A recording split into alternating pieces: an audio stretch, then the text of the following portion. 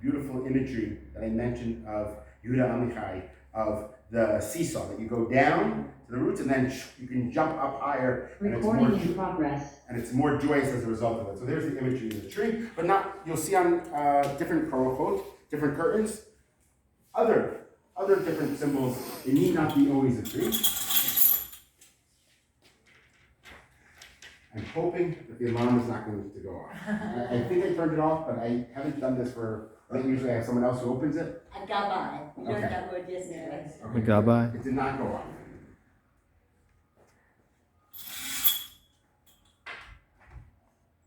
So there's a gabbai here as well? Yes, there's a gabbai here as well. The trick is, on one hand, these Torahs are very expensive. It very often takes a person doing it almost full time, a full year, to write a Sefer Torah. So you can imagine what that, in terms of commitment, is. Very often when they write, some of them will, for example, go to the mikveh.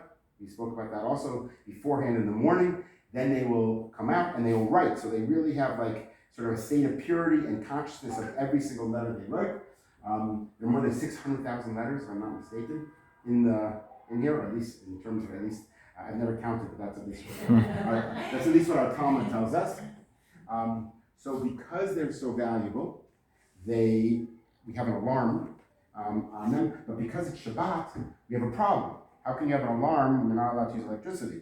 So the type of alarm we have is it runs constantly, and you can make a break in the electric circuit, which is permissible, but you never know when exactly it's on, right? Because you have to basically make the break when the alarm is not on. So I always get nervous a little bit that I may be doing it at the wrong time. I don't know if you can see this so much in the Secret Torah. Let me just say one thing before I open it up. We have a number of Secret Torah. Part of the reason is because, first of all, there's a mitzvah, there's a commandment in the Torah that every Jew should write a Sefer Torah. Every Jew should write for themselves a Torah. Really?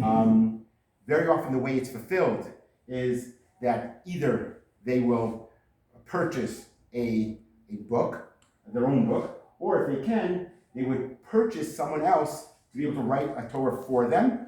Or very often what happens is at the very end of the writing of a Torah, that I said may take a full year, there's usually a party welcoming that Torah into the community, and the letters are left blank. The last 20 or 30 or 50 or 100 letters are left blank, and what's included in that party is other people can buy for a small token amount, 5 shekels, 1 letter. And then they come up and the scribe who wrote the Torah will help them fill in a letter. So just by filling in a specific letter, it's as if they fulfilled that commandment of writing a Torah. Those who are fortunate enough to have the means, they dedicate a whole Torah. And very often they then donate it or put it on loan to a community. That's what we have here. And we read a Torah every single week, also on Mondays and Thursdays, and also on holidays. And there are different parts that we're reading. And so we use the different Torahs. Here you see we're reading for when it's a fast day. That's in Hebrew. Here's on the new month. Whenever there's a new month, we read it for here. This is the weekly one, and we switch around each year. So every Torah gets an opportunity to because you have to wind it to the right place. Yes. So it's very convenient to keep. Oh, I don't know if okay. you can see, like here we're more or less in the middle. Right. This is closer to the end. This is one of the ones we use at the end of the year, and you see that it's very heavy on the side. This one I wanted to get out, but it's the most difficult to get out because it's the biggest. Was that the one you brought back from the States? No. I think this was the one I brought back from the States. But I don't know if you can see at the very top, you see there's crowns. Yeah. Can you see the crowns at the very top of that one? All these have a little bit. Some of these are just in wood. Here you can see a little bit of silver on top as a crown. In other synagogues, more so in the diaspora. Do you have that in Australia? Yeah. We don't have it as much in Israel, but they very often put crowns, like a whole, like silver crown, like a real full-fledged crown on the Torah, on top of it. And they often have a breastplate as well on top of it, also made out of silver. And they're quite valuable. If you go to sort of old museums, very often they have it's artwork of these beautiful crowns.